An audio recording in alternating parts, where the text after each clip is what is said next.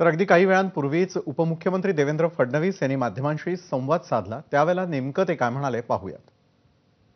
होतो की जो काही मार्ग आहे तो आपल्याला कायदेशीर काढावा लागेल, कायद्याच्या आत राहून काढावा लागेल, संविधानाच्या आत राहून काढावा लागेल आणि म्हणून सरसकट आपल्याला करता येणार नाही। मात्र ज्यांच्याकडे नोंदी आहेत त्यांच्या रक्तनात्यातल्या लोकांना आपल्याला ते देता येईल आणि त्या संदर्भात सर्वोच्च न्यायालयाचे देखील आदेश आहेत, त्या संदर्भात संविधानाची देखील तरतूद आहे आणि त्यामुळे अशा प्रकारचा मार्ग जर निघाला तर त्यातनं ज्या काही अडचणी आहेत त्या अडचणी आपल्याला दूर करता येतील आणि मला आनंद वाटतो की हा जो काही मार्ग आहे तो मार्ग सरकारने त्या ठिकाणी स्वीकारला आणि आंदोलक असलेले श्री मनोज जरांगे पाटील यांनी देखील स्वीकारला।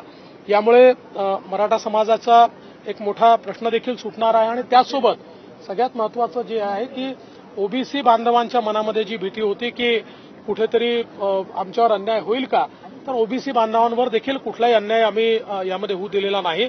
त्यामुळे मला असं वाटतं की राज्यातल्या सगळ्या समाजांना न्याय देण्याचा जो प्रयत्न राज्य सरकारचा आहे त्यातनं आजचा अतिशय चांगला अशा प्रकारचा निर्णय घडलेला आहे। जो जीआर सांगितला जात आहे त्याला 16 फेब्रुवारीपर्यंत एक हरकती आक्षेपची पण एक त्याच्यामध्ये तरतूद आहे। भुजबळ साहेबांनी काहीशी नाराजी व्यक्त केली आहे।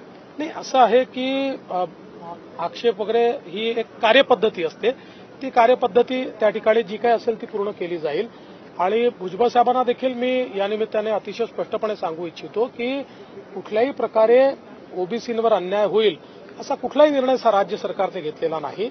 किंबहुना जी काही त्या ठिकाणी नोंदी असलेल्यांना प्रमाणपत्र मिळण्याकरता ज्या अडचणी येत होत्या त्या अडचणी आपण दूर केलेल्या आहेत। ज्यांच्या नोंदी नाहीत